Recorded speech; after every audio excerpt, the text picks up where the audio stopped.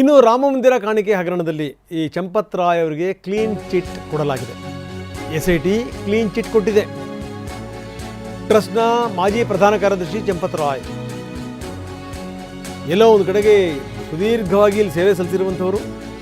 ಆದರೆ ಈ ರಾಮಮಂದಿರ ಆಗಿ ಎಲ್ಲವೂ ಸುಸೂತ್ರವಾಗಿ ಆಯಿತು ಅನ್ನುವಂಥ ಸಂದರ್ಭದಲ್ಲೇ ಅವ್ರ ಮೇಲೆ ಬಂದಂಥ ದೊಡ್ಡ ಆರೋಪ, ಇವರ ಜೊತೆಗಿದ್ದಂಥವರೇ ಇದೆಲ್ಲವನ್ನು ಕೂಡ ಮಾಡಿದ್ದಾರೆ ಅನ್ನುವಂಥ ಆರೋಪ.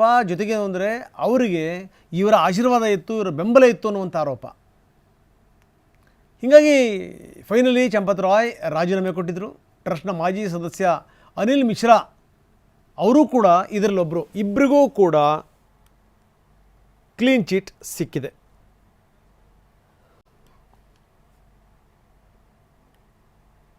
ಬನ್ನಿ, ನಮ್ಮ ಪ್ರತಿನಿಧಿ ನಟರಾಜ್ ನಮ್ಮೊಂದಿಗೆ ಈಗ ನೇರ ಸಂಪರ್ಕದಿದ್ದಾರೆ. ನಟರಾಜ್, ನೋಡ್ತಾ ಇದ್ದೀವಿ ಏನು ಅಂದರೆ ಚಂಪತ್ ರಾಯ್ ಮೇಲೆ ಬಂದಂಥ ಗುರುತರವಾದಂಥ ಆರೋಪಗಳು ಅಂತೂ ಇಂತೂ ಫೈನಲಿ ಇವ್ರದ್ದು ಯಾವುದೂ ತಪ್ಪಿಲ್ಲ ಅನ್ನುವಂಥ ಕ್ಲೀನ್ ಚಿಟ್ ಸಿಕ್ಕಿದೆ.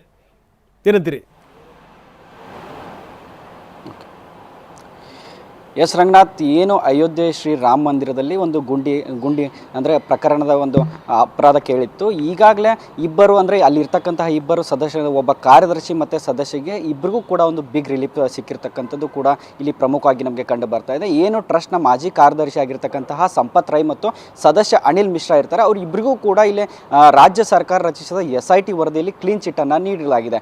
ಮತ್ತು ಈಗಾಗಲೇ ಚಂಪತ್ ರಾಯ್, ಆಮೇಲೆ ಅನಿಲ್ ಮಿಶ್ರಾ ಹೀಗೆ ಅಂದರೆ ಇಬ್ಬರೂ ಕೂಡ ಒಂದು ದೇಣಿಗೆ ಪ್ರಕರಣದಲ್ಲಿ ಸಹಕಾರ ಕೊಟ್ಟಿರ್ತಾರೆ ಅನ್ನೋ ಆರೋಪ ಕೂಡ ಕೇಳಿ ಬಂದಿತ್ತು. ಇವಾಗ ಅಂತಿಮ ನಿರ್ಧಾರದಲ್ಲಿ ಏನು ಒಂದು SIT ಒಂದು ಉಲ್ಲೇಖಿಸಿದ ಒಂದು ನಿರ್ಧಾರದಲ್ಲಿ ಇಬ್ಬರಿಗೂ ಕೂಡ ಒಂದು ಕ್ಲೀನ್ ಚಿಟ್ ನೀಡಿದಾಗ, ಇನ್ನುಳಿದ ಬಾಕಿ ಏನಿದಾರಲ್ಲ ಆರೋಪಿಗಳು ಅನ್ಬು ಕುಮಾರ್ ಮಿಶ್ರಾ ಆಗಿರ್ಬೋದು, ಲವಕುಶ್ ಮಿಶ್ರಾ ಆಗಿರ್ಬೋದು, ಅವಿನಾಶ್ ಶುಕ್ಲಾ, ಮನೀಶ್ ಪಾಂಡೆ, ಈ ಥರ ಎಲ್ರಿಗೂ ಕೂಡ ಇನ್ನೂ ಯಾವುದೇ ರೀತಿಯಾದಂತಹ ಒಂದು ಕ್ಲೀನ್ ಚಿಟ್ಟನ್ನು ನೀಡಿಲ್ಲ.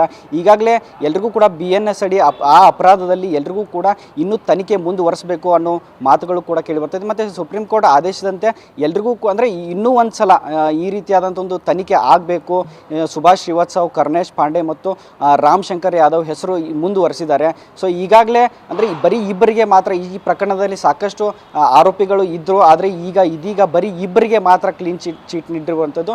ಮತ್ತು BNS ಅಡಿ ಭ್ರಷ್ಟಾಚಾರ ಜೊತೆಗೆ ಕಾಯ್ದೆಯ ಸಂಬಂಧಿಸಿದ ಪ್ರಕರಣ ಅಡಿಯಲ್ಲಿ ಕೇಸನ್ನು ದಾಖಲಿಸಿ ಶಿಫಾರಸನ್ನು ಮಾಡಲು ಸುಪ್ರೀಂ ಕೋರ್ಟ್ ಮೇಲ್ವಿಚಾರಣೆಗೆ ಮುಂದುವರಿಸಲಾಗಿದೆ. ರಂಗನಾಥ್, ಧನ್ಯವಾದ ತಮ್ಮೆಲ್ಲ ಮಾಹಿತಿಗೆ ನಟರಾಜ್.